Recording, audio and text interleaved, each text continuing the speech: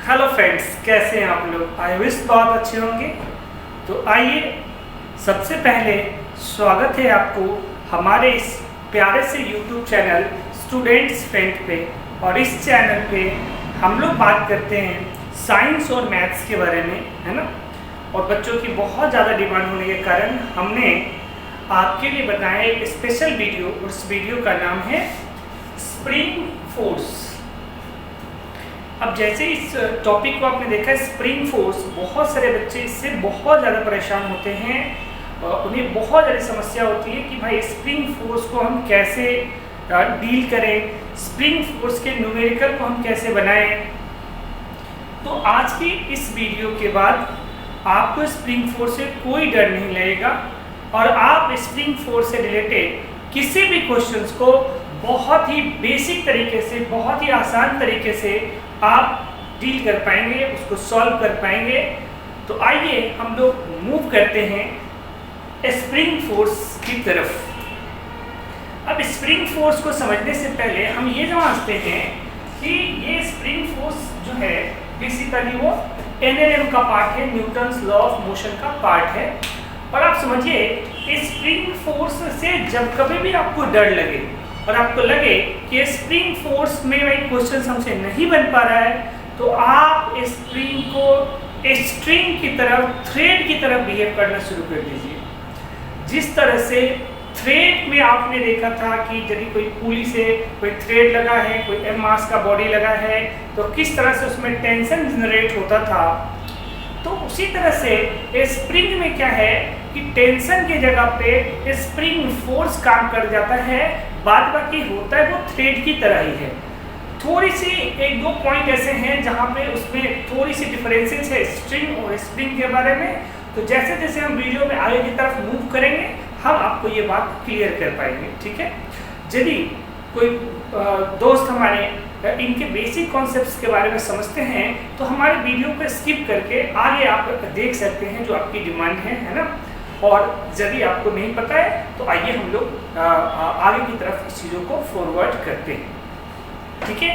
देखिए, सबसे पहले स्प्रिंग फोर्स होता क्या है। स्प्रिंग फोर्स कहने का मतलब होता है कि मान लीजिए कि कोई एक बॉडी है, मतलब कोई एक वॉल है या कोई एक चीज़ें हैं, इससे लगी हुई है एक स्प्रिंग। क्या लगी हुई है? एक स्प्रिंग लगी हुई। ये स्प्रिंग, यह एक स्प्रिंग लगी हुई है। अब ये स्प्रिंग को, यदि आप स्प्रिंग को दो काम कर सकते हैं, या तो स्प्रिंग को आप इलोंगेट कर सकते हैं। यदि आप स्प्रिंग को खींचेंगे तो स्प्रिंग में क्या आएगा? इलोंगेशन आएगा। यानी यदि आप इधर की तरफ कोई एक फोर्स लगाते हैं, इधर की तरफ आप कोई नेट एक्सटर्नल फोर्स लगाते हैं, तो इसका कुछ इस तरह से सीन बन जाएगा कि ये जो स्प्रिंग था वो कुछ इस तरह से इलोंगेट हो जाएगा। कुछ इस तरह से क्या होगा? इलोंगेट हो जाएगा, है ना।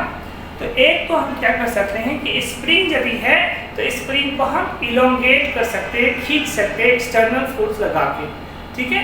दूसरा सिनेरियो हो सकता है कि सर स्प्रिंग जो है मैं इसको कंप्रेस कर दूंगा। ये ओरिजिनल है, ओरिजिनल लेंथ है स्प्रिंग का, और मैं इस पे फोर्स ऐसे लगा दिया इनसाइड की तरफ। तब इस सिचुएशन में क्या होगा कि ये स्प्रिंग कंप्रेस्ड हो जाएगा। क्या हो जाएगा? कंप्रेस्ड हो जाएगा, है ना। अब इसका मतलब हुआ कि जो स्प्रिंग होता है उसको या खींच के हम बड़ा कर सकते हैं, इलोंगेट कर सकते हैं, या स्प्रिंग को हम कंप्रेस करके छोटा कर सकते हैं। बट जब आप स्प्रिंग को इलोंगेट करते हैं, तो एक पार्टिकुलर डिस्टेंस पर जाने के बाद यदि उसे छोड़ देते हैं तो वो फिर अपने ओरिजिनल पोजीशन पे आ जाता है। या जब स्प्रिंग को आप कंप्रेस करते हैं, दबा देते हैं, तो एक टाइम के बाद, एक पार्टिकुलर लेंथ के बाद, एक पार्टिकुलर कंप्रेशन के बाद क्या होता है कि जब आप उसको छोड़ते हैं तो फिर से अपने ओरिजिनल पोजीशन पे आ जाता है। Am I right? इसका मतलब हुआ कि स्प्रिंग जो है बेसिकली अपने नेचुरल स्टेट में रहने की कोशिश करता है। यानी जो उसका नेचुरल जो लेंथ है वो हमेशा उसी नेचुरल लेंथ में रहने की कोशिश करता है स्प्रिंग। यदि आप उसको इलोंगेट कर देंगे और यदि आप छोड़ देंगे वो फिर से अपने नेचुरल लेंथ में आ जाएगा। यदि आप उसे कंप्रेस कर देते हैं और फिर आप छोड़ देंगे तो वो फिर से अपने ओरिजिनल लेंथ की तरफ मूव कर जाएगा। यस और नॉट? फिर आप सोच रहे होंगे कि सर स्प्रिंग को हमने ऐसे पकड़ के बहुत ज्यादा खींच दिया, इतना ज्यादा खींच दिया कि अब वो अपने नेचुरल स्टेट में जा ही नहीं पाएगा। तो ये जो इलोंगेशन आप करते हैं या कंप्रेशन करते हैं जिससे वो नेचुरल स्टेट में जाता है, उसके लिए हुक्स साहब का एक लॉ है, एक रूल्स है हुक्स लॉ। उसमें कहता है कि आप उसको जो इसका एक लिमिट है, एक डिस्टेंस है, एक हुक्स का जो डिस्टेंस है, जितना डिस्टेंस में उसको ले जा सकते हैं, यदि आप उतने लिमिट तक इलोंगेट करते हैं तो फिर से वो अपने ओरिजिनल पाथ पे आ जाएगा। ठीक है? और उससे यदि आप ज़्यादा कर जाएंगे, ज़्यादा इलोंगेट कर देंगे तो फिर वो अपने ओरिजिनल स्टेट में नहीं आ पाएगा। तो अभी तो हमारा जो टॉपिक है इसमें हम स्प्रिंग को ना इलोंगेट करेंगे, लेकिन एक फिक्स इलोंगेशन देंगे। अब इतना इलोंगेशन नहीं दे देंगे कि पूरा का पूरा तन गया और स्ट्रेट वाइड की तरह हमने उसे खींच दिया, फिर तो वो जा ही नहीं पाएगा। समझ रहे हैं? इसका मतलब इलोंगेशन जो है वो एक पार्टिकुलर डिस्टेंस तक होना चाहिए। उस पार्टिकुलर डिस्टेंस तक जब इलोंगेशन हो जाता है, पार्टिकुलर डिस्टेंस तक जब इलोंगेशन हो जाता है और जब उसे हम छोड़ते हैं तो फिर से ओरिजिनल पोजीशन पे चला जाएगा। ठीक है ना? तो इसके बारे में बताया हुक्स साहब ने कि देखो यदि ऐसा करते हो आप, यदि आप चीजों को इलोंगेट, स्प्रिंग को इलोंगेट करते हो और यदि आप छोड़ देते हो तो फिर से वो ओरिजिनल पाथ पे चली जाती है, ओरिजिनल लेंथ को अकर्ट कर लेती है। यदि आप कंप्रेस कर देते हो फिर वो छोड़ते हो तो फिर आप वो अपने नेचुरल लेंथ पे चला जाता है। इसका मतलब हुआ कि उसमें एक फोर्स जनरेट हो रही है, उसमें एक फोर्स जनरेट हो रही है। वो जो फोर्स जनरेट हुई है, जैसे आप इन चीजों को इलोंगेट कर रहे हैं, आप बाहर की तरफ ले जा रहे हैं, आप इलोंगेट करके यहाँ की तरफ ले गए, तो जैसे आप इधर की तरफ ले गए, स्प्रिंग ने अपने अंदर एक फोर्स जनरेट किया जो कहलाया स्प्रिंग फोर्स। क्या कहलाया? Spring force. और ये स्प्रिंग फोर्स क्या होगा? जो आप फोर्स एक्ट कर रहे हैं उस डायरेक्शन के जस्ट अपोजिट होगा, जस्ट अपोजिट ये एक्ट करेगा। जैसे आपने इसको क्या करा, कंप्रेस करा, तो स्प्रिंग क्या करेगा? अपने आप में एक फोर्स जनरेट करेगा जिसका नाम होगा FSP और ये आउटवर्ड की तरफ जनरेट करेगा। यानी कि हम कह सकते हैं कि स्प्रिंग का जो फोर्स होता है वो सेल्फ एडजस्टिंग फोर्स होता है। जैसे जैसे स्प्रिंग को आप जितना ज्यादा इलोंगेट करेंगे, स्प्रिंग में फोर्स उतना ज्यादा बन जाएगा। किधर बन जाएगा? यदि आप उसे इलोंगेट कर रहे हैं, मतलब आप उसे आउटवर्ड कर रहे हैं, तो स्प्रिंग का फोर्स चाहेगा इनवर्ड चले जाए। कहाँ चले जाए? इनवर्ड चले जाए। समझ रहे हैं? यदि आप स्प्रिंग को कंप्रेस कर रहे हैं, यदि आप स्प्रिंग को कंप्रेस कर रहे हैं तो स्प्रिंग का फोर्स आउटवर्ड की तरफ लगना चाहेगा, और जितना ज्यादा आप कंप्रेस करोगे, जितना ज्यादा आप कंप्रेस करोगे उतना ज्यादा स्प्रिंग फोर्स बढ़ेगा। जितना ज्यादा आप इलोंगेट करोगे उतना ज्यादा स्प्रिंग फोर्स बढ़ेगा। जितना कम कंप्रेस करोगे स्प्रिंग फोर्स उतना कम बनेगा। जितना कम इलोंगेट करेंगे स्प्रिंग फोर्स उतना ही कम बनेगा। इसका मतलब हुआ कि जो स्प्रिंग फोर्स होता है ना, वो आपका सेल्फ एडजस्टिंग फोर्स होता है। क्या होता है? सेल्फ एडजस्टिंग फोर्स होता है। सेल्फ एडजस्टिंग यानी वो खुद को एडजस्ट करता है। जितनी जितनी आप इलोंगेशन करते हैं या जितना आप उसमें कंप्रेशन करते हैं उसी हिसाब से इसका फोर्स जनरेट हो जाता है। क्या आपको ये बातें समझ में आ गई? तो आपको ये समझ में आया होगा अभी कि स्प्रिंग में फोर्स कैसे जनरेट हो जाती है। ठीक है? स्प्रिंग में फोर्स एक जनरेट हो जाती है जो सेल्फ एडजस्टिंग है, सेल्फ एडजस्टिंग है। और स्प्रिंग फोर्स हमेशा हमेशा जिस डायरेक्शन में फोर्स अप्लाइड होगा उसके अपोजिट डायरेक्शन में जनरेट होती है, उसके अपोजिट डायरेक्शन में जनरेट होती है। इसका मतलब हम कह सकते हैं कि ये इधर बन गया हमारा FSP। क्या बन गया? FSP। यदि आप इधर कर रहे थे, इधर इनसाइड में लगा रहे हैं, इधर बन जाएगा हमारा FSP। और यदि हम इधर कर रहे हैं, बाहर की तरफ फोर्स लगा रहे हैं, तो अंदर की तरफ लगेगा FSP। और ये जो हमारा स्प्रिंग फोर्स है वो एक्चुअली में वेरिएबल फोर्स है। कौन सा फोर्स है? वेरिएबल फोर्स है। यानी जैसे जैसे हम इस फोर्स को बढ़ाएंगे हमारा स्प्रिंग फोर्स भी वैसे वैसे बढ़ता चला जाएगा। समझ रहे? समझ रहे? तो आइए हम समझते हैं कि ये स्प्रिंग फोर्स को हम डिफाइन कैसे करते हैं। ये स्प्रिंग फोर्स को हम कैसे डिफाइन करते हैं? ठीक है? तो ये जो हमारा स्प्रिंग फोर्स है, ये जो हमारा FSP है, इसका सीधा सीधा फॉर्मूला था K del X, K del X है ना। स्प्रिंग फोर्स सीधा सीधा फॉर्मूला आता है K del X जहाँ पे एफएसपी तो आप समझ गए, एफएसपी आपका है एक वेरिएबल फोर्स। ये जो है हमारा एक वेरिएबल फोर्स है जो लगने वाले फोर्स के डायरेक्शन के अपोजिट होगा। यहाँ पे जो के है इसको बोलते हैं स्प्रिंग कांस्टेंट। क्या बोलते हैं? स्प्रिंग कांस्टेंट बोलते हैं। और ये जो डेल है ये है आपका इलोंगेशन या फिर कह सकते हैं कॉन्ट्रैक्शन है ना, इलोंगेशन या कंप्रेशन बोल लीजिए, कंप्रेशन, इलोंगेशन या कंप्रेशन, या फिर कह सकते हैं net change in length of spring,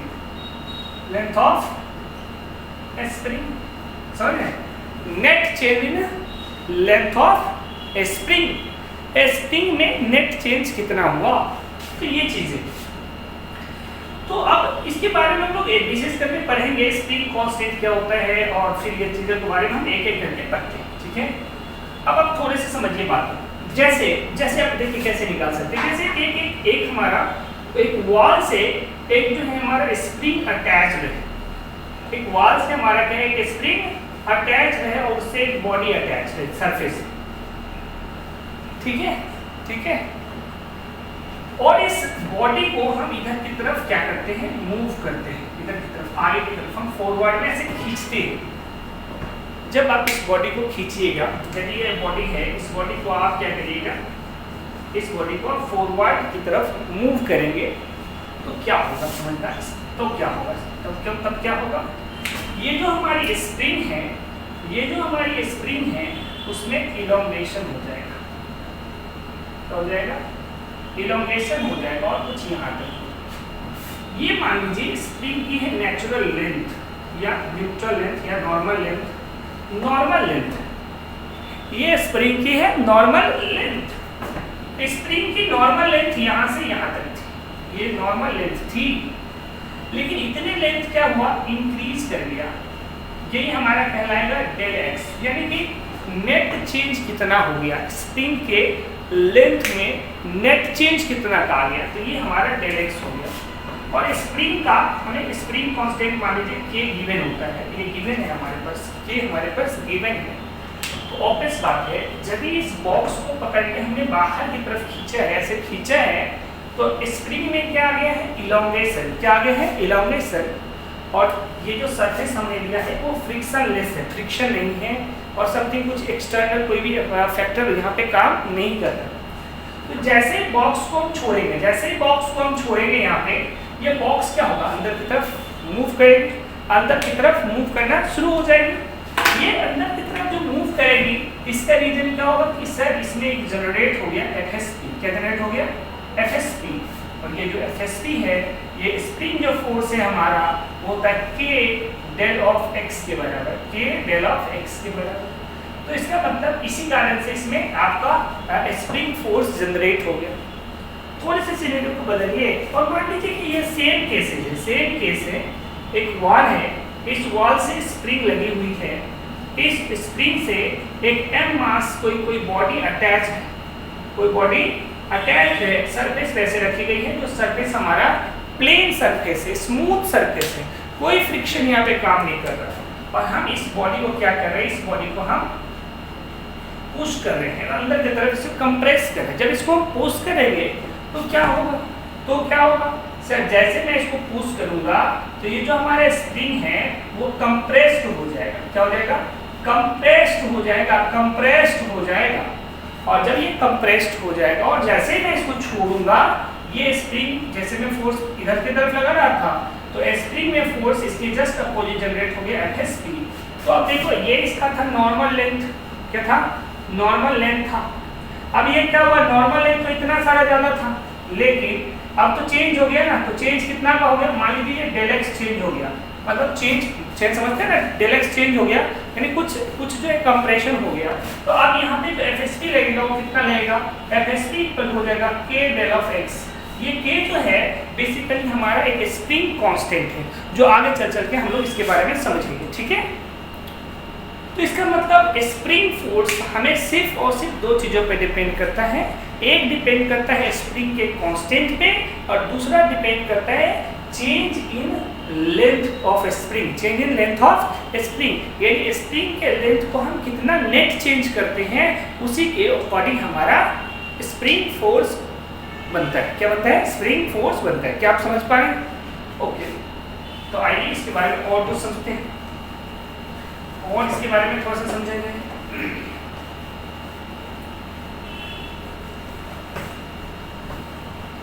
अब देखिए, अब जस्ट एग्जाम्पल एक क्वेश्चन सेट करते हैं। मान लीजिए कि एक बॉक्स है या एक स्प्रिंग है, एक स्प्रिंग है, एक हमारा स्प्रिंग है, एक हमारा स्प्रिंग है ऐसा, ठीक है।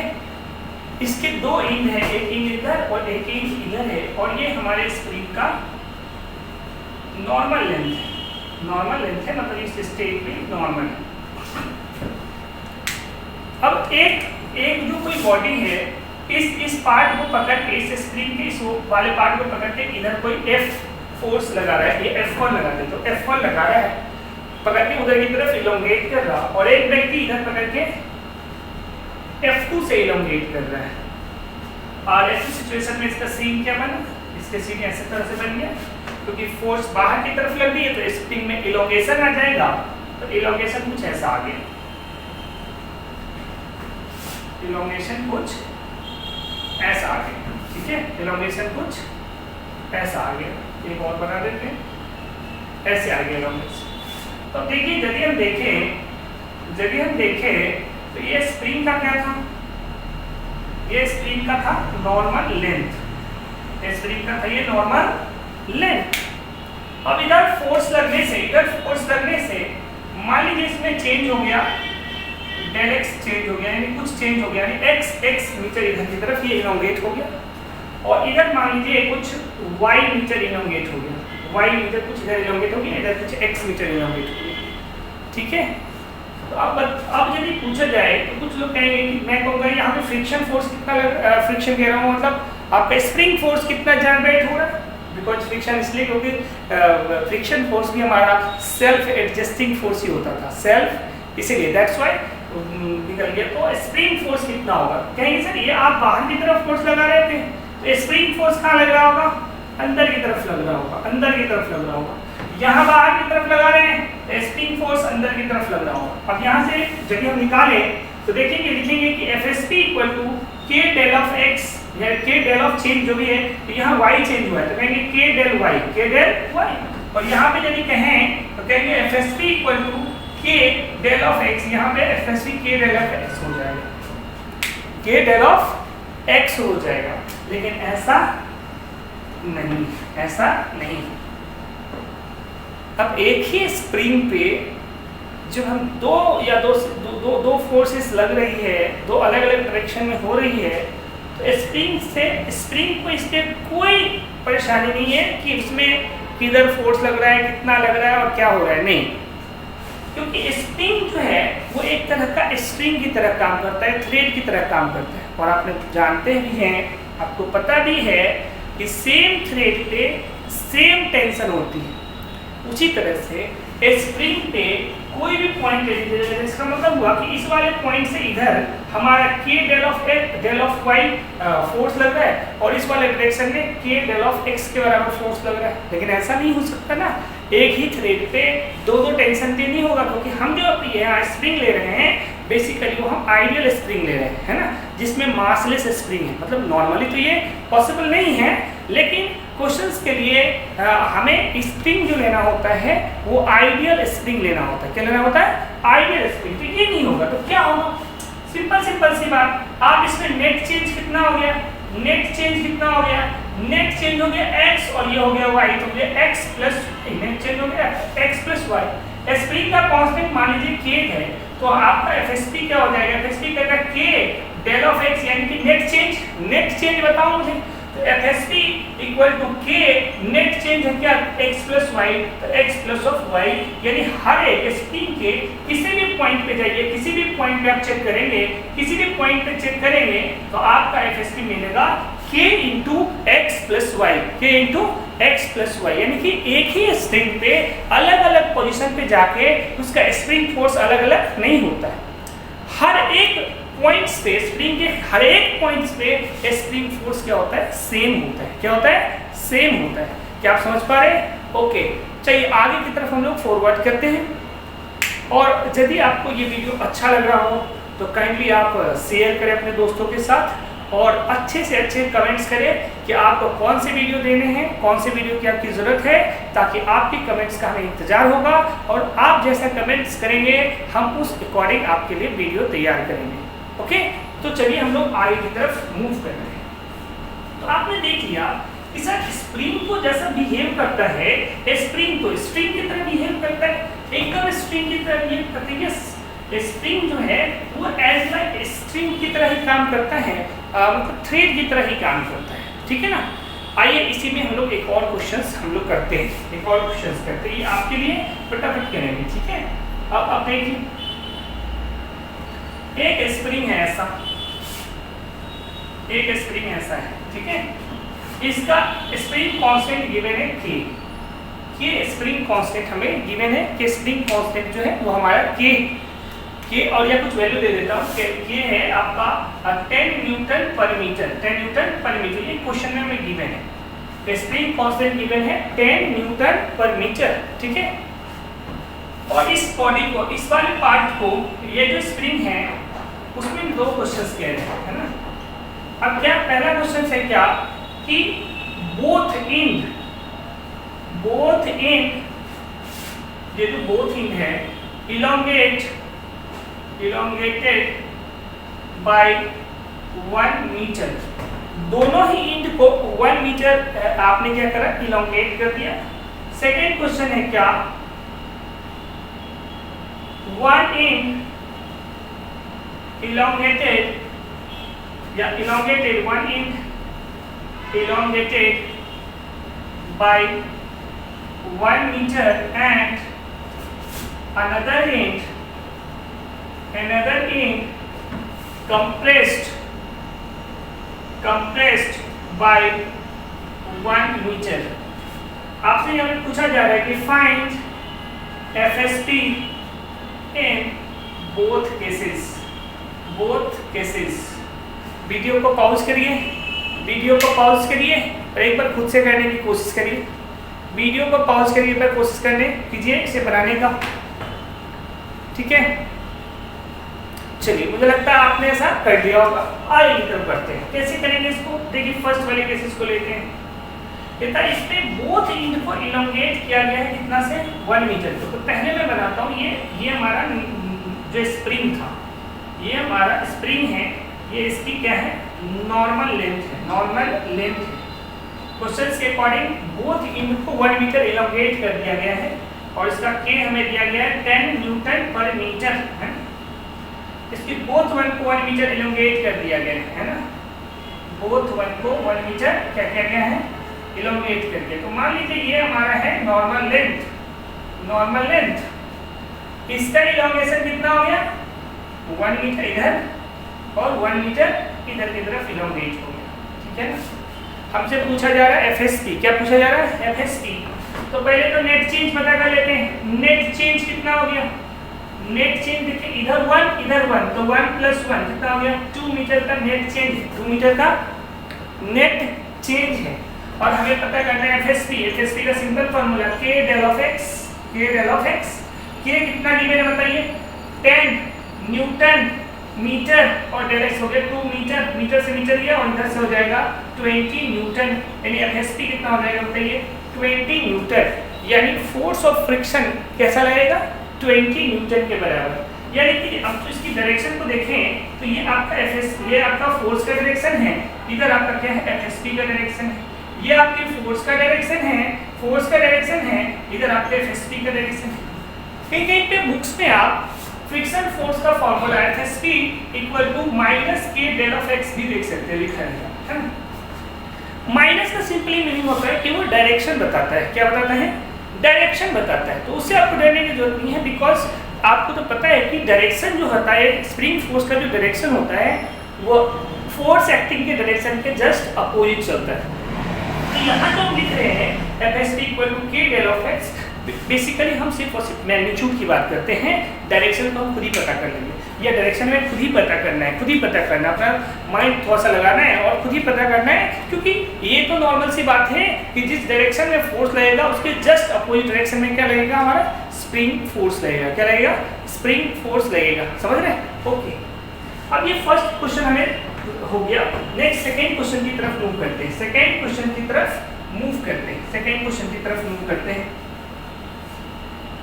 सेकेंड क्वेश्चन की तरफ मूव करते हैं, है ना? सेकेंड क्वेश्चन की तरफ मूव करते हैं। अब देखिए बी पार्ट में क्या कह रहा था? बी पार्ट में कह रहे हैं कि ये आपको स्प्रिंग है, आपका ये आपका स्प्रिंग है, ये आपका स्प्रिंग है, ये इसका नॉर्मल लेंथ है, नॉर्मल लेंथ है। आपने दोनों तरफ से क्या करा, फोर्स अप्लाई करके इसको कंप्रेस कर दिया। सॉरी, एक को कहते हैं इलोंगेट करा है, सॉरी एक को कहता है इलोंगेट किया है और दूसरे को कहता है कि हमने कंप्रेस्ड करा है। अब आप समझिएगा, ये नॉर्मल लेंथ था, इस नॉर्मल लेंथ में ये नॉर्मल लेंथ था, है ना, इसको कंप्रेस्ड इधर क्या गया है, कंप्रेस्ड 1 मीटर से दबा दिया गया है। तो इसको थोड़ा सा डॉटेड कर देता हूँ, है ना, ताकि आप समझ जाएंगे, है ना। इसको कंप्रेस कर दिया गया है, कितना, 1 मीटर कंप्रेस कर दिया गया और ये इसका नॉर्मल लेंथ है, नॉर्मल लेंथ, और ये इधर इलोंगेट हो गया आपका 1 मीटर। कितना हो गया, 1 मीटर। आप समझिए 1 मीटर इलोंगेट हुआ है और 1 मीटर कंप्रेस हो गया है, तो नेट चेंज कितना हो गया, नेट चेंज इन लेंथ कितना हो गया सर, 1 मीटर इंक्रीज करा है, मान लो प्लस लेते हैं और कंप्रेस को माइनस करते हैं 1 मीटर, यानी नेट चेंज 0 है। नेट चेंज क्या है, 0 नेट चेंज है सर। तो एफएसटी कितना हो जाएगा, एफएसटी इक्वल टू के डेल ऑफ एक्स, के डेल ऑफ एक्स, के कितना दिया गया था हमारा 10 न्यूटन पर मीटर, यहाँ पुट करिए 10 न्यूटन पर मीटर इनटू डेल एक्स कितना है 0। अल्टीमेटली एफएसटी कितना हो जाएगा, एफएसटी इक्वल टू हमारा हो गया 0 न्यूटन, यानी कि स्प्रिंग फोर्स नहीं लगेगा क्योंकि नेट चेंज हुआ ही नहीं, नेट चेंज हुआ ही नहीं। आई थिंक आपको ये चीज़ें समझ आ रही होगी, आई थिंक आपको ये चीज़ें समझ आ रही होगी। यदि आपको ये समझ आ रही है तो काइंडली लाइक्स जरूर करें, लाइक जरूर करें, है ना। आपके लाइक और आपके कमेंट से हमें मोटिवेशन मिलेगा, है ना। चलिए अब थोड़ा सा इसी चीज़ों को, अभी तो हम लोग सरफेस पे ले रहे थे, अब मान लीजिए कि कुछ इस तरह से कि एक सीलिंग है, एक सीलिंग है, इस सीलिंग से एक स्प्रिंग लग गया हुआ, एक सीलिंग से क्या लगा हुआ है, एक स्प्रिंग लगा है और इस स्प्रिंग से एक मास अटैच्ड है, एम मास अटैच्ड है, ठीक है, एम मास अटैच्ड है। इसका जो स्प्रिंग कांस्टेंट है वो मान लीजिए के इक्वल टू है आपका 20 न्यूटन पर मीटर, 20 न्यूटन पर मीटर गिवन है हमें, 20 न्यूटन पर मीटर गिवन है हमें। अब स्प्रिंग में इलोंगेशन होगा, ऑब्वियस बात है, आप स्प्रिंग में ऐसी चीज़ों को लटका देंगे तो स्प्रिंग क्या होगा, नीचे की तरफ क्या होगा, इलोंगेट हो जाएगा। क्या हो जाएगा, इलोंगेट होगा, यस और नॉट, इलोंगेट होगा। अब यहाँ पे पूछा जा रहा है, हमें पूछा जा रहा है कि फाइंड इलोंगेशन, फाइंड इलोंगेशन इन ए स्प्रिंग, पहला क्वेश्चन। दूसरा find FST, find FST, spring force कितना लग रहा है, ठीक है, स्प्रिंग फोर्स कैसा लग रहा है। जब कभी भी इस तरह के आप क्वेश्चन देखें और आपको लगे कि इस तरह का क्वेश्चन है तो आप स्प्रिंग को स्प्रिंग की तरह, थ्रेड की तरह बिहेव करना शुरू कर दीजिए, ठीक है, थ्रेड की तरह बिहेव करना शुरू करिए, फिर आपका काम बहुत ईजी हो जाएगा। अब आइए यदि इस चीज़ों को आपने देख लिया तो मैं इसका थोड़ा सा, यदि चीज़ों को ऐसे लटका दिए हैं तो इस पर कितना इलोंगेशन होगा और क्या होगा, इसकी क्वेश्चन को समझना है। यहाँ पे थोड़ा एक चीज़ और समझने की बात है कि यहाँ जो कोई मास को रखे हैं स्प्रिंग में लटका के, एक्चुअल में हमने ऐसा नहीं करा है कि स्प्रिंग में ऐसे रख दिया और छोड़ दिया। यदि आप स्प्रिंग में ऐसे सामान को रख देंगे और छोड़ देंगे ना तो वो नीचे की तरफ जाएगा, इलोंगेशन तो होगा, फिर कंप्रेशन होगा, इलोंगेशन कंप्रेशन इलोंगेशन, समझ रहे ना। और इसका मतलब वो वाइब्रेट करने लगेगा, ऑसिलेट करने लगेगा। तो यहाँ पे हम लोग ऑसिलेशन की बातें नहीं कर पाएंगे, ठीक है, इसकी बातें हम लोग नेक्स्ट चैप्टर जो हम लोग पढ़ेंगे वेव्स, तो वहाँ पे भी हम लोग देखेंगे इलोंगेशन के बारे में, मतलब हम लोग ऑसिलेशंस के बारे में। यहाँ जो बॉडी रखी गई है ना, बेसिकली बॉडी को आप ऐसे समझिए कि बॉडी को या तो लटका के कुछ देर के बाद जब बॉडी पूरी तरह से इक्विलिब्रियम में आ गई, मतलब एकदम रेस्ट में आ गई, अब कुछ नहीं हो रहा है, वो तो तब का सीन है। या हमने ऑब्जेक्ट पे ऐसे पकड़ लिया, धीरे धीरे धीरे धीरे धीरे धीरे धीरे करते करते करते करते रख दिया, और बॉडी जब इक्विलिब्रियम में आ जाए, किस में आ जाए? इक्विलिब्रियम में आ जाए, समझ रहे हैं? बॉडी इक्विलिब्रियम में आ जाए तब हमें पता करना है, मतलब बीच वाला पाथ पे नहीं पता करना है कि बॉडी ऑसिलेट कर रही है और समथिंग इस तरह की चीज़ें। तो उसके लिए हम लोग नेक्स्ट जो चैप्टर है उसमें देखेंगे, और आप उसे नेक्स्ट वीडियो में देख सकते हैं, ठीक है? यहाँ पे जो चीज़ें हैं जो मास में स्प्रिंग से अटैच करके रखे हैं, बेसिकली वो मास क्या है? इक्विलिब्रियम पोजीशन में। इक्विलिब्रियम पोजीशन का मतलब हुआ कि बॉडी आराम से अपने रेस्ट पोजीशन में आ गया। इसका मतलब सर ये ऐसा हो जाएगा, जब ये रेस्ट में आएगा तो सोचो क्या होगा? जब ये रेस्ट पे होगा तो स्प्रिंग में हो जाएगा इलोंगेशन। क्या हो जाएगा? इलोंगेशन, ऐसा इलोंगेशन हो जाएगा, है ना? ऐसा कुछ इलोंगेशन हो जाएगा, और मास हमारा कुछ यहाँ आ गया, एन मास हो गया, ठीक है? अब आप सोचिए कि अब ये जो ऐसा होगा, तो एक्चुअली में ऐसा जब इक्विलिब्रियम में हुआ होगा, इसका मतलब क्या है? नीचे की तरफ फोर्स एक्ट हुआ होगा। कौन सा फोर्स? m इंटू जी, नीचे की तरफ फोर्स लगा हो, और इसको बिहेव करिए स्ट्रिंग की तरह, थ्रेड की तरह। तो सर कहेंगे नीचे ऊपर की तरफ एक जो है टेंशन लगा हो, और यही टेंशन बेसिकली क्या है? FSP के बराबर है। किसके बराबर है? FSP के बराबर है, ठीक है? और आप जानेंगे ये तो इक्विलिब्रियम में एट इक्विलिब्रियम है ना, या इक्विलिब्रियम में है, ये इक्विलिब्रियम में। तो ऐसे सिचुएशन में क्या होगा कि नेट अपवर्ड फोर्स और नेट डाउनवर्ड फोर्स बराबर हो जाएगा, तभी क्लियर जाएगा ना। इसका मतलब सर आप ये कहना चाहते हो कि FSP equal to m into g के बराबर होगा? Yes, FSP m into g के बराबर। तो हमसे पूछा जा रहा था FSP, तो हमारा फर्स्ट सेकेंड पार्ट में बेसिकली यहीं पे खत्म हो गया कि FSP कितना लगेगा? mg के बराबर लगेगा। FSP कितना लगेगा? mg के बराबर लगेगा, ठीक है? सेकेंड पार्ट में कह रहा था कि इलोंगेशन बताओ। सेकेंड पार्ट में कह रहा है हमारा इलोंगेशन बताओ, यानी फर्स्ट पार्ट बेसिकली है, इसलिए कह रहे हैं इलोंगेशन बताओ। तो देखो FSP क्या है? FSP है सर हमारा mg के बराबर, और FSP होता क्या है? FSP क्या होता है? k del of x, k del of x है, चेंज इन लेंथ, और ये हो जाएगा mg के बराबर। और ये del x ही तो होता है इलोंगेशन, del x ही तो होता है इलोंगेशन। तो आप यहाँ से लिख दोगे del of x equal to mg upon k, mg upon k। अब यहाँ del x कितना हो गया? देखिए del x m का हमारे को पता नहीं है, m तो m ही रखिए, और g को मान लेते हैं 10, और हमारा k कितना है? 20। कितना है? 20। ये इधर से कैंसिल हो जाएगा। del x इक्वल टू क्या हो जाएगा? m/2 metre, m/2 metre. तो del x हमारा कितना हो जाएगा? m/2 metre. क्या आप समझ पा रहे हैं? क्या आप समझ पाए किस तरह से फाइंड करेंगे हम? किस तरह से हम फाइंड करेंगे? क्या आपको समझ आ रहा है? ओके, चलिए और एक नए इंटरेस्टिंग क्वेश्चंस की तरफ हम लोग और मूव करते हैं। अब आप ऐसे समझिए कि एक जो है हमारा लगा हुआ है, क्या स्प्रिंग है, स्प्रिंग से हमारा लगा हुआ है एक पुली। बेसिकली ये जो पुली है, अभी कभी इस क्वेश्चंस के लिए पुली को मासलेस मानता हूँ, मासलेस है ये, और इससे एक थ्रेड लगी हुई है। क्या लगी है? थ्रेड लगी है, जिससे m मास अटैच्ड है। m या 2m ले लेता हूँ ना, 5m ले लेता हूँ, चलो 5m मास अटैच्ड है, 5m मास अटैच्ड है। बहुत अच्छी क्वेश्चन है। और यहाँ एक स्प्रिंग लगी है, यहाँ एक स्प्रिंग लगी है, और इसमें मान लो 3 kg का कोई ऑब्जेक्ट रखा हुआ, ठीक है? 3 kg का ऑब्जेक्ट यहाँ है, और हमसे पूछा जा रहा है, हमसे पहला क्वेश्चन पूछा जा रहा है कि find tension in string. Second question मान लीजिए फाइंड एक्सेलरेशन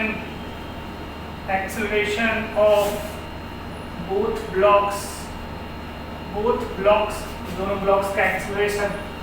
मान लीजिए और क्वेश्चन दे देता हूँ, find force exerted on ceiling पे कितना फोर्स एक्सर्ट हुआ है। ये हमसे कुछ क्वेश्चन है छोटे छोटे, है समझना। सबसे पहली बात हम इसका एक 3D बनाते हैं, मतलब इसको जब हम ऐसे देखा जाए तो जब हम इसको ऐसे बनाए तो देखो ध्यान से थोड़ा समझिएगा ये 5 kg का ऑब्जेक्ट है, ये रॉक भी हमारा मास से आइडियल स्ट्रिंग है और स्प्रिंग भी आइडियल है और पुली भी हमारा आइडियल है, ये आपको पता है, ठीक है। सर इसकी मास ज़्यादा, इसकी मास कम है, ऑब्वियस बात है कि ये नीचे की तरफ आएगा और मान लीजिए इसके नीचे की तरफ एक्सेलरेशन ए, नीचे की तरफ एक्सेलरेशन ए, ठीक है सर। तो क्या होगा सीन समझिए मेरी बात, जब सीन ऐसा होगा कि ये नीचे की तरफ आएगा और ये ऊपर की तरफ जाएगा तो इसका भी एक्सेलरेशन क्या होगा, ए होगा। और आपको देने की जरूरत नहीं है, स्प्रिंग लगा है तो आप इसे स्ट्रिंग समझ सकते हैं, समझ रहे हैं। तो इसका मतलब हुआ कि आपने तो ये भी पता था कि same string same tension same acceleration, same string होगा, टेंशन भी सेम होगा और एक्सेलरेशन भी सेम होगा, एक्सेलरेशन भी आपका सेम होगा। तो ठीक है, मतलब एक्सेलरेशन इधर भी ए है और इधर भी एक्सेलरेशन आपका ए है। अब इसका थोड़ा एफबीडी बनाइए, देखिए इस वाले में सोचिए, यदि मैं 5 kg के ऑब्जेक्ट का एफबीडी बनाता हूँ, एफबीडी बनाता हूँ मैं, ये 5 kg का ऑब्जेक्ट है, एम लिख दिया, ओके नीचे लिख दिया, सॉरी 5 kg का कोई ऑब्जेक्ट है तो इसमें नीचे की तरफ लगेगा 5g, मतलब समझ रहे हो ना, mg लगेगा, दैट इज मतलब 5g। थ्रेड है, ऊपर की तरफ लगेगा टेंशन, क्या लगेगा, टेंशन लगेगा ना, टेंशन। और नेट एक्सेलरेशन क्या है, डाउनवर्ड की तरफ है, तो एक नेट डाउनवर्ड की तरफ एक्सेलरेशन भी लगेगा। एक तरह लिख सकते हो। अब इससे थोड़ा इक्वेशन जल्दी याद करते हैं। एक्चुअली में ये डाउनवर्ड फोर्स ज़्यादा है और ये ऊपर की तरफ लगने वाला फोर्स कम है, तो मैं कह सकता हूँ F net equal to mass into net acceleration a net. तो एफ नेट कितना लग रहा है, देखो 5g नीचे की तरफ और ऊपर लग रहा है t, तो ये हो जाएगा sir 5g minus t equal to mass कितना है 5 इंटू ए। इसे मान लेते हैं इक्वेशन फर्स्ट, हमने इसको मान लिया इक्वेशन फर्स्ट। सिमिलरली इसको देखा जाए, 3 kg का ऑब्जेक्ट को देखते हैं। जब 3 kg का ऑब्जेक्ट को देखेंगे तो ऊपर की तरफ लग रहा है टेंशन, जो बेसिकली एफएसपी के बराबर, जो बेसिकली आपको एफएसपी के बराबर है, जो आप बेसिकली एफएसपी के बराबर। नीचे की तरफ लग रहा है सर mg 3g और एक्सेलरेशन हो रहा है ऊपर, एक्सेलरेशन हो रहा है ऊपर, एक्सेलरेशन हो रहा है सर ऊपर की तरफ। तो मैं इसको इसका क्या लिख सकता हूँ, इसका भी लिखूंगा F net equal to mass into net acceleration. F net कितना हो गया, ये टेंशन ज्यादा है तब तो ये बॉडी ऊपर की तरफ जा रही है, यानी मैं लिखूंगा t minus 3g equal to 3 into acceleration a ऊपर की तरफ जा रहा है, समझ रहे। इसे मान लेता हूँ मैं सेकेंड, क्या मान लेता हूँ सेकेंड। और यदि मैं सॉल्व कर दूंगा, सॉल्व फर्स्ट एंड सेकेंड को यदि मैं सॉल्व कर दूँ, सॉल्व फर्स्ट एंड सेकेंड को मैं लिख सकता हूँ 5g minus T equal to 5a, और यहाँ से लिख सकता हूँ t minus 3g equal to 3a। Solve करूंगा तो हो जाएगा कितना, 5g माइनस 3g कितना हो जाएगा 2g equal to 8a। Acceleration हमारा यहाँ से निकल जाएगा, यहाँ से हमारा एक्सेलरेशन निकल जाएगा तो आ जाएगा 2g upon 8 equal to a, है ना। यानी मैं यहाँ से लिख सकता हूँ, क्या लिख सकता हूँ मैं यहाँ से 2 into 10 upon 8 equal to a, यहाँ से जाएगा तो 4, यानी कि हो जाएगा क्या 2.25 मीटर पर सेकेंड स्क्वायर। ये हमारा बॉडी का क्या आ जाएगा, एक्सेलरेशन आ जाएगा। यानी ये एक्सेलरेशन कितना है 2.25 मीटर पर सेकेंड स्क्वायर ऊपर की तरफ, ये है 2.25 मीटर पर सेकेंड स्क्वायर डाउनवर्ड में। तो मेरा एक्सेलरेशन पता चल गया, एक्सेलरेशन पता चल गया। अब कोई रहता हमारा टेंशन, क्या पूछ रहा है हमसे, टेंशन पूछ रहा है, तो हम यहाँ निकाल सकते हैं, यहाँ निकाल सकते हैं। तो टेंशन बेसिकली देखो, टेंशन ये सेम स्प्रिंग है, टेंशन क्या होगा, सेम टेंशन होगा, ओके। तो मान लीजिए टेंशन क्या हो जाएगा, यदि मैं यहाँ से देखूँ, मैं कोई एक इक्वेशन उठा लेता हूँ फर्स्ट या सेकंड, तो मैं सेकंड ले रहा हूँ, ठीक है। आप फर्स्ट में भी डालोगे तो कोई दिक्कत नहीं, सेकंड में कुछ कोई भी दोनों में से। तो t minus 3g equal to 3a था, तो t इक्वल टू हो जाएगा 3g प्लस 3a। तो t बराबर क्या हो जाएगा 3 इंटू जी प्लस a, हमारा हो जाएगा 3 इंटू 10 प्लस एक्सेलरेशन है 2.25, हो जाएगा कितना 3 into 12.25, that will be the 36। ये इतने न्यूटन का टेंशन लगेगा, कितने न्यूटन का क्या लगेगा, टेंशन लगेगा। तो इस स्प्रिंग पे ये जो स्प्रिंग है इस पे लगने वाला टेंशन पता चल गया कितना 36.75 ये हमारा टेंशन पता चल गया।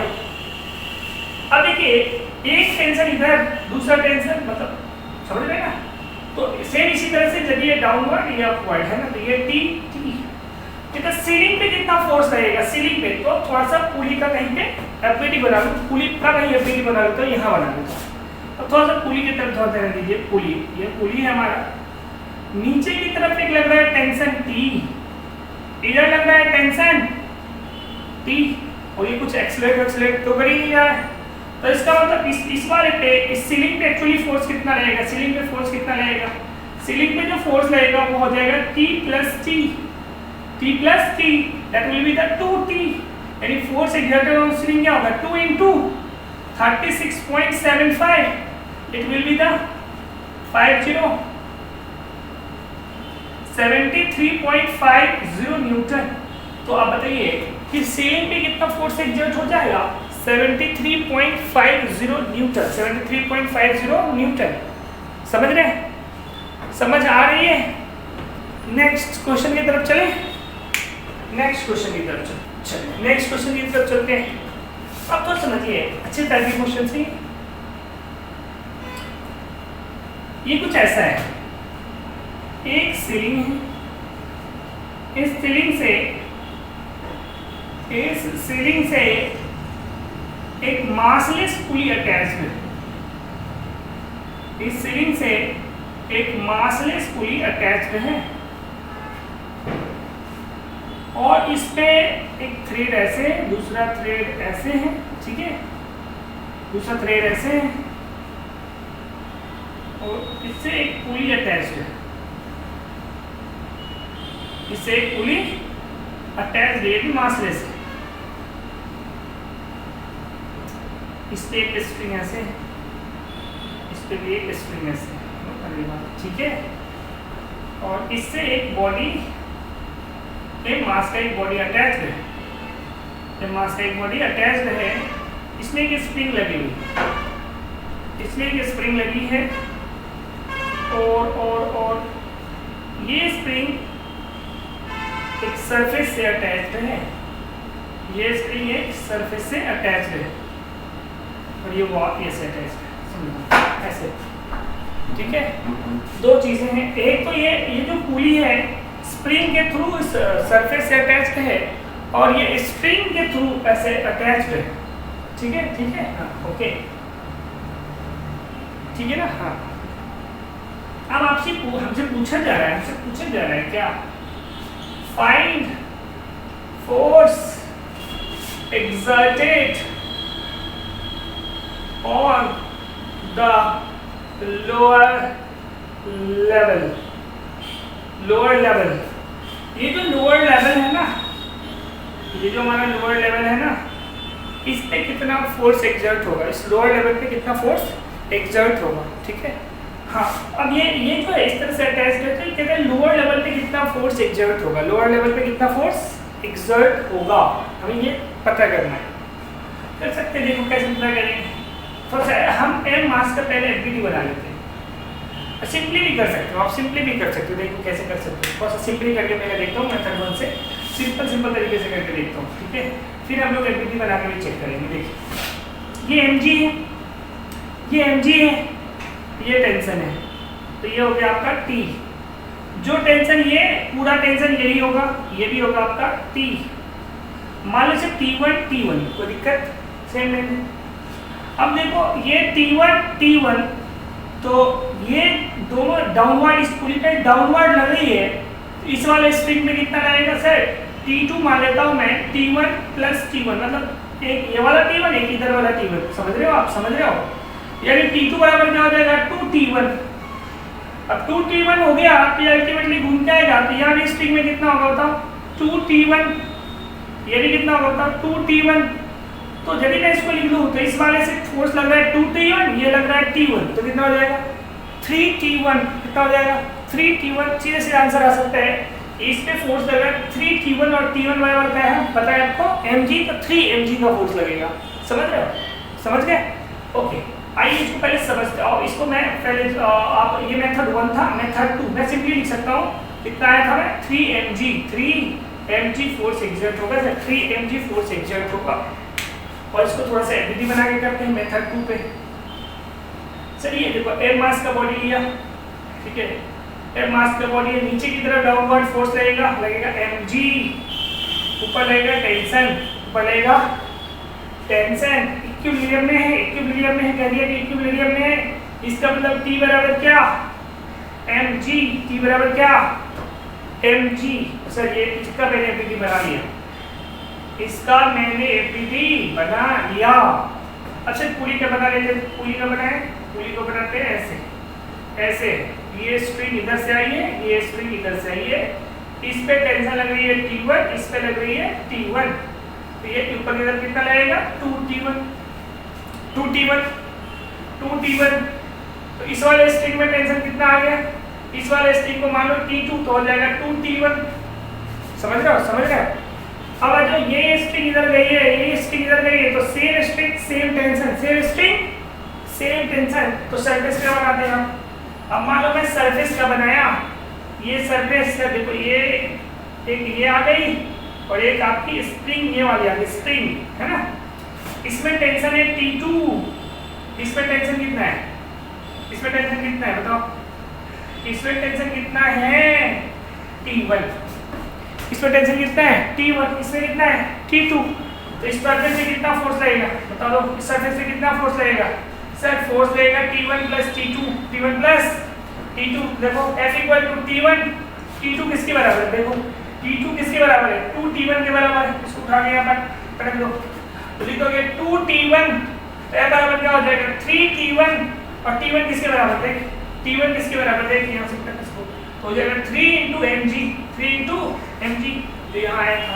तो हम ओरली भी इस क्वेश्चन को कर सकते हैं, हम ओरली भी इस क्वेश्चन को कर सकते थे, हम ओरली भी इस क्वेश्चन को कर सकते थे, हम ओरली भी इस क्वेश्चन को कर सकते थे।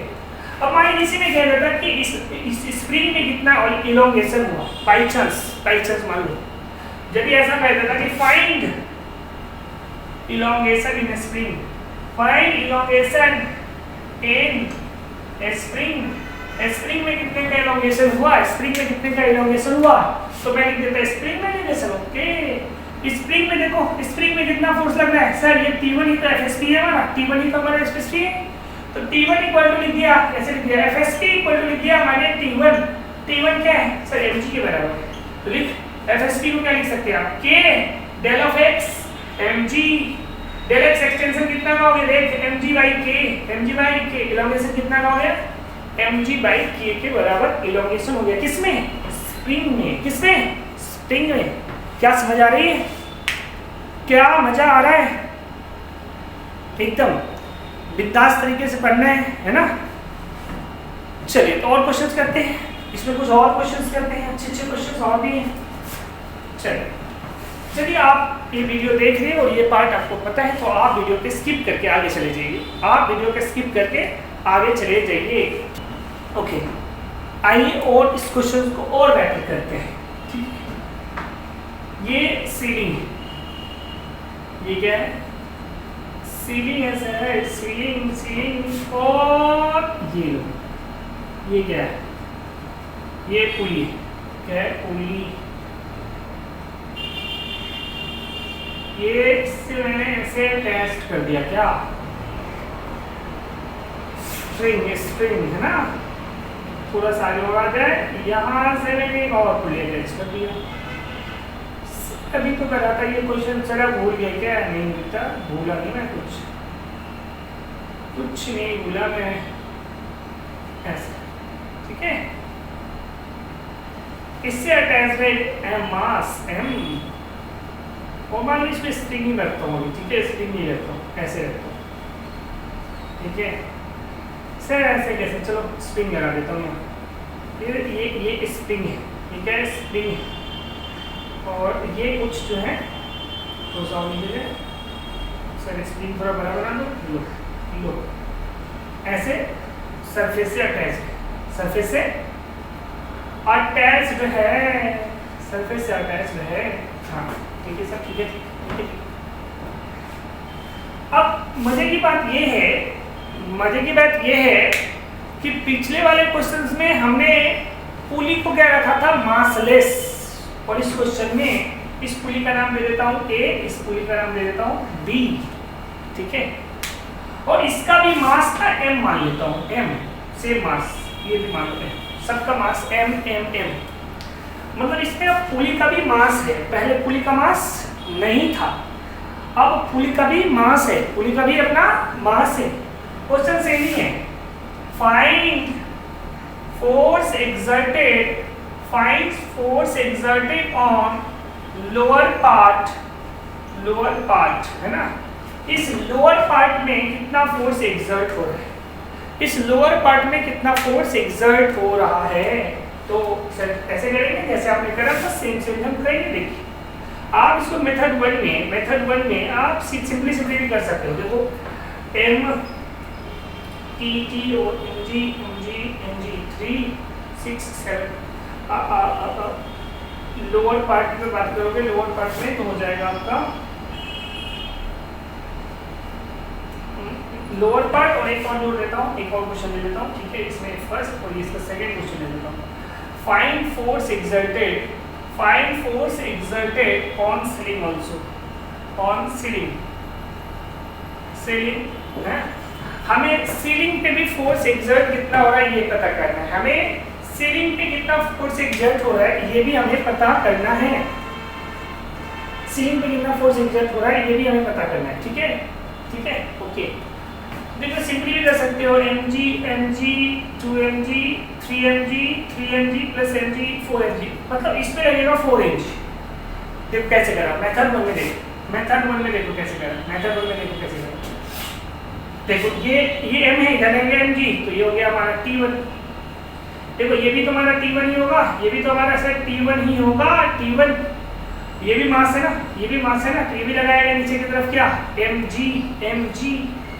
इस वाले फोर्स की बात करो तो मान लो इसको T1, इसको मान लो T2, तो देखो इसमें तो T1 लगेगा फोर्स, और इधर वाले स्ट्रिंग में देखो T1 मतलब mg, तो ये कितना हो गया बताओ, 3mg, कितना हो गया 3mg, तो ये भी होगा 3mg, तो 3mg प्लस mg कितना हो जाएगा 4mg। तो मेथड वन से सिंपली भी बोल सकते हैं सर ये 4mg लगेगा, फर्स्ट में लगेगा 4mg और इधर लग जाएगा 3mg और mg, तो ये बेसिकली mg तो हो जाएगा 3mg प्लस 3mg 6mg और mg 7mg, ऊपर में लग जाएगा सर ये d वाला में देखूंगा तो मैं मुझे लगेगा 7mg, मतलब सीलिंग पे लगेगा हमारा 7mg, सीलिंग पे लगेगा हमारा 7mg, सीलिंग पे लगेगा हमारा 7mg, सीलिंग पे लगेगा 7mg, सीलिंग पे कितना लग जाएगा 7mg। अब आप इसको मेथड वन में सिंपली कर सकते हैं, मेथड टू से देखो कैसे करेंगे, मेथड टू में देखो कैसे करेंगे।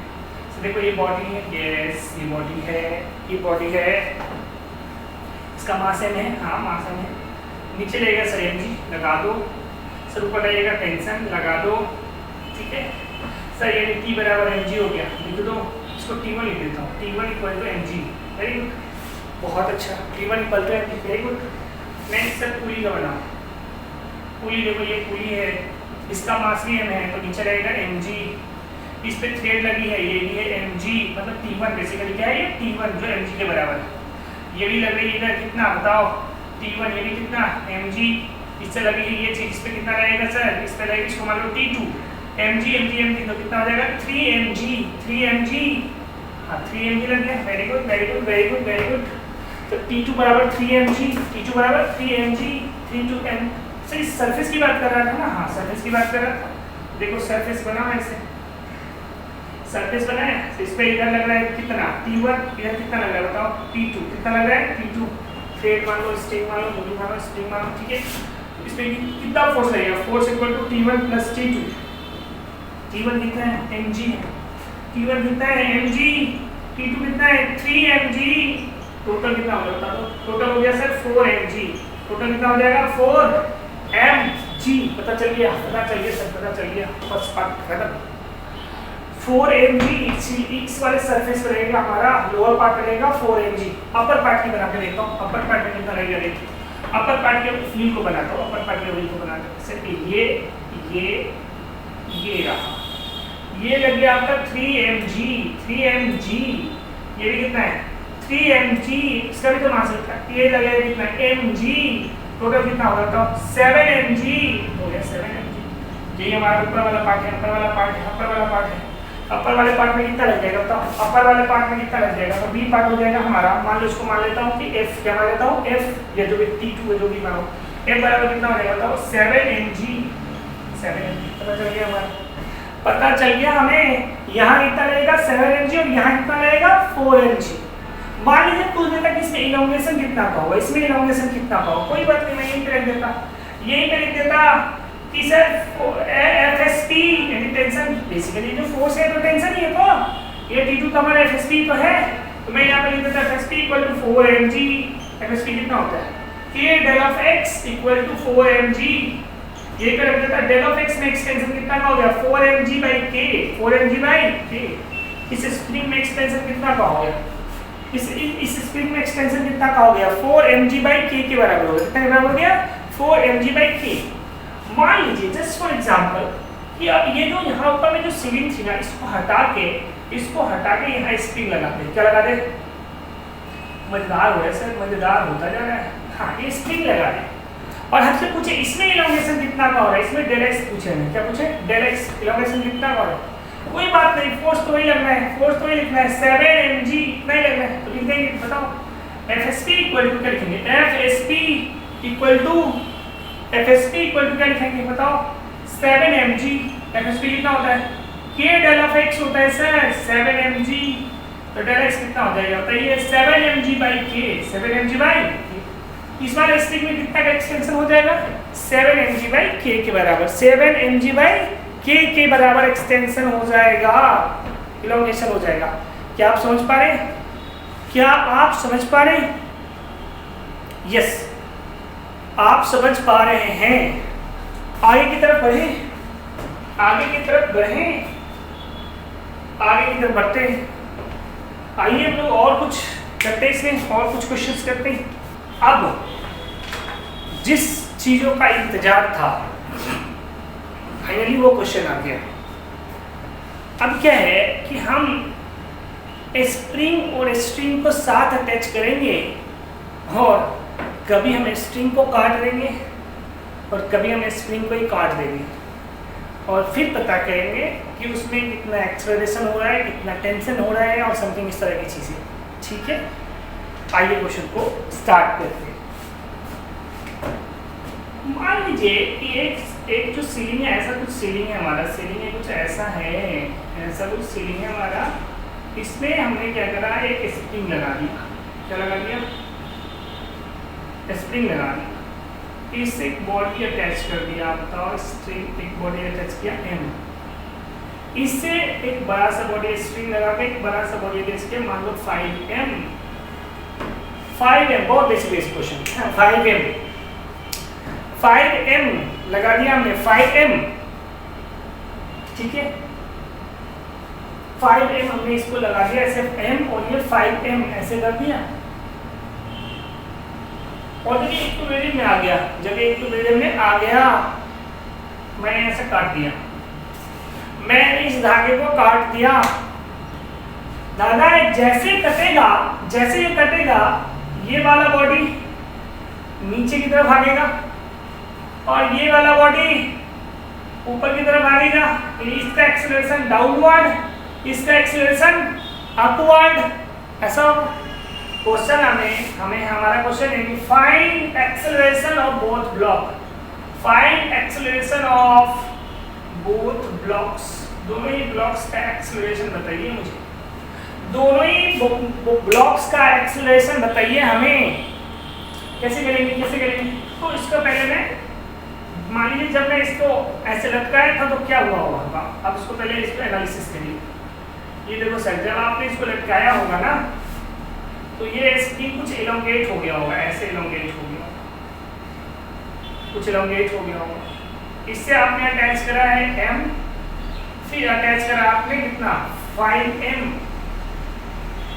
और यदि आप इसे एक सिस्टम में मान लें, एक सिस्टम है आपको पता ही होगा है ना, ये तो रोक मान, तो ये रोक जो है वो नेग्लिजिबल मास का है तो या तो आप दोनों बॉडी को ज्वाइन कर दो या फिर रॉ से समझो, कोई दिक्कत नहीं। इसका मतलब अब देखो जब ये इक्विलिब्रियम में था, इसका मतलब ये ऊपर वाला एफएसपी यानी कि बेसिकली टेंशन और नीचे में लगने वाला mg बराबर रहा होगा, बराबर रहा होगा, यस सर बराबर रहा होगा। इसका मतलब मैं यहाँ से लिख सकता हूँ, यहाँ से मैं लिख सकता हूँ, यहाँ से मैं लिख सकता हूँ क्या कि एफएसपी यानी टेंशन इक्वल टू m 5 कितना हो गया 6m, यानी नीचे की तरफ फोर्स कितना रहेगा बताओ, नीचे की तरफ फोर्स रहेगा 6mg। सर ये लग जाएगा हमारा 6mg के बराबर फोर्स, यानी ये कब की बात हो रही है, जब ये इक्विलिब्रियम में हो यानी रेस्ट में हो। तो इसमें लगेगा FSP equal to 6mg, FSP equal कितना रहेगा 6mg लगेगा, 6mg लगेगा, है ना। ठीक है सर, आपने अब क्या करा, इक्विलिब्रियम में आके इसको आपने काट दिया। जैसे आपने काटा, जैसे ही आपने काटा यहाँ टेंशन हो जाएगा 0, क्योंकि स्ट्रिंग को जैसे ही कटेगा टेंशन 0 हो जाएगा। अब समझना, मैं एमपीडी बनाऊंगा पहले 5 के जी का, कट गया, अब कट गया ये धागा, कट गया ये धागा, ये 5m था, मतलब 5m का बॉडी था, है ना 5m, तो नीचे की तरफ फोर्स लगेगा 5mg, ऊपर फोर्स कितना लगेगा, टेंशन कितना के बराबर 0, क्योंकि स्ट्रिंग तो कटते ही टेंशन 0 हो गया, स्ट्रिंग के कटते ही टेंशन 0 हो गया, बॉडी कहाँ जाएगा, नीचे की तरफ सर जाएगा, नीचे की तरफ सर जाएगा, तो एक्सेलरेशन मान लो a एक्सेलरेशन से जाएगा। अब आप लगाओ F नेट बराबर क्या करते हैं, F नेट बराबर मास इनटू एक्सेलरेशन, तो हो जाएगा sir 5mg minus t equal to 5m into a, 5m into a, so tension तो 0 है, तो 5mg इक्वल टू 5ma, 5 से 5 गया, m से m गया, यानी इसकी जो एक्सेलरेशन होगा वो ग्रेविटी के बराबर होगा। इसका जो एक्सेलरेशन होगा किसके बराबर होगा, ग्रेविटी के बराबर होगा सर, ग्रेविटी के बराबर होगा। तो मैं इसका एक्सेलरेशन पता कर दिया, a बराबर हो गया g, a equal to g के बराबर, ग्रेविटी, तो ग्रेविटी कितनी थी 10 होती, तो g बराबर हो जाएगा 10 मीटर पर सेकंड, इसको ये 9.8 जो भी है 9.8, समझ रहे। अब मैं इसका निकालता हूँ, तो सर मैं इसका निकालूंगा तो क्या होगा, देख इसका देख, ये m है, ये m है पूरे बॉडी में, क्योंकि स्प्रिंग जो होता है ना, स्प्रिंग में टेंशन ना अचानक 0 नहीं होता, अचानक 0 नहीं होता। तो इसमें अभी भी जैसे ये तब की बात हो रही है ना जब स्ट्रिंग तुरंत कटी है, मतलब ये नहीं कि 2 मिनट की बात हो रही है, नहीं 2 मिनट बाद क्या होगा ये बताना मुश्किल है, ठीक है ना, वाइब्रेट करता रहेगा, समझ रहे हैं। तो ये तब की बात हो रही है जैसे स्ट्रिंग कटी इंस्टेंटली, मतलब उसी टाइम की बात हो रही है। तो इसमें तो एफएसपी लग रहा हो, और एफएसपी किसके बराबर था, देखो 6mg के बराबर, ये तो लग ही रहा था, वो लगेगा ही लगेगा। और नीचे इस बॉडी के कारण क्योंकि कट गया तो 5 kg वाला तो खत्म हो गया, तो नीचे इसके चलते क्या लगेगा mg, क्या लगेगा mg, और ऊपर की तरफ क्या लगेगा इसका एक्सेलरेशन, क्या लगेगा एक्सेलरेशन। तो आप लिखिए वही बात, F net equal to mass into acceleration, F net कितना हो गया 6mg minus mg, 6mg minus mg equal to mass into acceleration, यानी 5mg equal to mass into acceleration, cancel हो गया, एक्सेलरेशन कितना हो गया 5g के बराबर, यानी इस बॉडी का एक्सेलरेशन कितना होगा 5g के बराबर होगा, 5g के बराबर होगा, 5g के बराबर होगा। क्या आप समझ पाए, यानी ऊपर वाले बॉडी का एक्सेलरेशन 5g होगा, नीचे जो बॉडी हैंग आउट था उसका एक्सेलरेशन आपका होगा g के बराबर, किसके बराबर g के बराबर, g के बराबर इसका एक्सेलरेशन होगा, समझ रहे हैं। तो आज की वीडियो में हम लोग यहीं तक बात करेंगे, और हम लोग इस वाले टॉपिक को पे और भी वीडियो हम आपको प्रोवाइड करते हैं, जो हम इसका सेकंड पार्ट लेके आ रहे हैं। उसमें हम लोग बेसिकली रॉप को और स्ट्रिंग को काट कर देखेंगे, और उस पर हम लोग ढेर सारे क्वेश्चन की प्रैक्टिस करेंगे। यदि आपको हमारा ये वीडियो बहुत अच्छा लगता है तो काइंडली अपने दोस्तों को शेयर करिए, आप हमें कमेंट करिए, लाइक्स करिए, और कमेंट में ये बताइए कि आपको नेक्स्ट वीडियो कौन सा चाहिए। तो जय हिंद।